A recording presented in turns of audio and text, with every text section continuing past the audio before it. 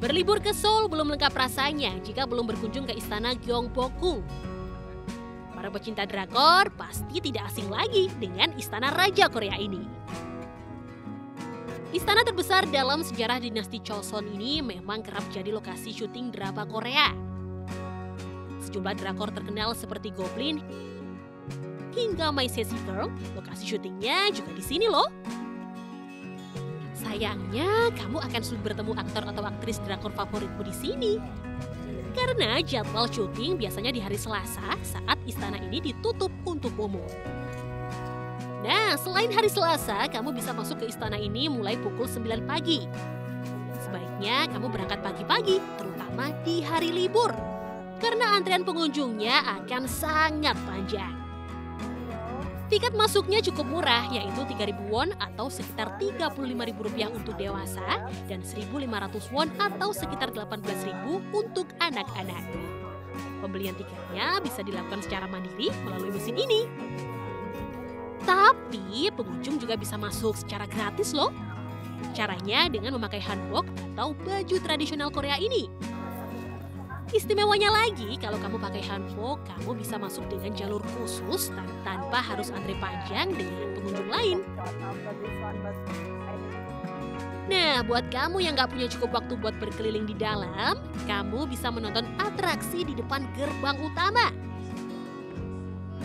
Meski sudah tidak jadi kantor pemerintahan, Gyeongbokgung tetap menggelar upacara pergantian penjaga istana. Aksi teatrikal yang berlangsung 10 hingga 15 menit ini dilakukan sejumlah petugas berpakaian ala pengawal kerajaan dinasti Choson atau Wangung Sumunjang. Digelar beberapa kali sehari, atraksi ini bisa kamu saksikan secara gratis. Kamu juga bisa berfoto bersama para Wangung Sumunjang ini. Foto bersama pengawal kerajaan ini juga gratis ya. Tapi kamu harus tetap menghormati petugas dan antre bergantian dengan pengunjung lainnya. Nah, kalau kamu mau menjelajah istana ini, pastikan staminamu cukup fit untuk berjalan jauh ya. Karena area Gyeongbokgung ini luas banget. Kamu bisa menghabiskan waktu berjam-jam untuk mengelilingi istana ini. Gyeongbokgung dibangun oleh Raja Taejong pada tahun 1395 dan memiliki makna istana kebahagiaan yang bersinar. Gyeongbokgung menjadi tonggak sejarah dan budaya Korea Selatan. Selain menjadi tempat tinggal raja dan bangsawan kerajaan, istana ini juga menjadi kantor pusat pemerintahan dinasti Choson selama ratusan tahun. Dulu istana ini punya ratusan kompleks bangunan dengan ribuan ruangan. Namun, istana ini beberapa kali hancur akibat perang. 2 kali invasi, Jepang membakar bangunan istana Gyeongbokgung. Saat invasi terakhir, Jepang hanya menyisakan 10 bangunan utama.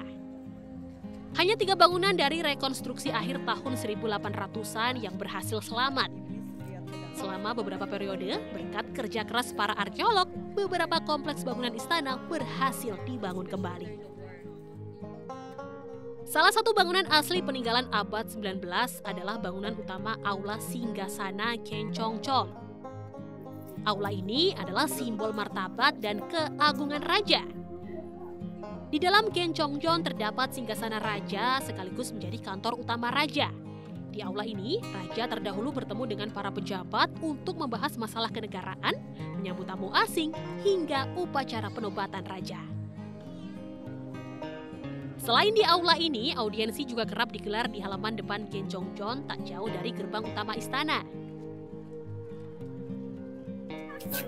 Pada zaman dahulu rasanya mustahil bagi orang biasa seperti saya untuk masuk ke halaman utama istana ini. Karena di sini para pejabat negara biasanya akan berkumpul untuk menghadap raja. Batu ini akan menjadi penanda tingkatan apakah Anda pejabat tinggi atau pejabat rendah. Pejabat paling tinggi tingkatannya akan berdiri paling depan, paling dekat dengan raja, sementara yang tingkatannya paling rendah akan berdiri paling belakang.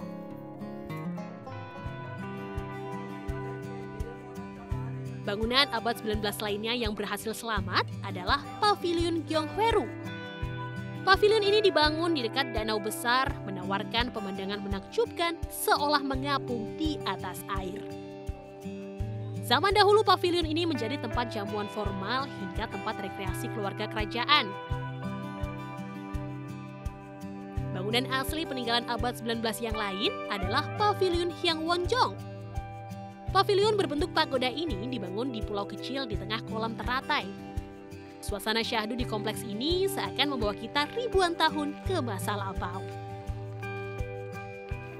I'm very excited because I always seen this one in drama, Korean drama, but now I experience here for the first time and very excited.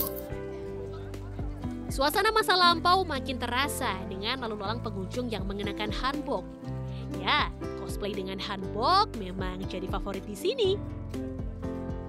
Dengan baju tradisional Korea ini, pengunjung mengabadikan momen spesial di berbagai sudut istana, memamerkannya di media sosial. Hanbok biasanya disewa dari gerai di sekitar istana. Tarif sewanya bervariasi, mulai dari Rp400.000. Pengunjung juga bisa dapat layanan penataan rambut hingga jasa fotografer loh. Selain meluangkan waktu memilih hanbok, tak kalah penting pastikan waktumu cukup untuk berkeliling istana ini. Karena waktu 1-2 jam saja tak akan cukup jika ingin menjelajahi seluruh area istana Gyeongbokgung ini. Dari Seoul, Korea Selatan, Tika Gafar, Indah Revina, RTV.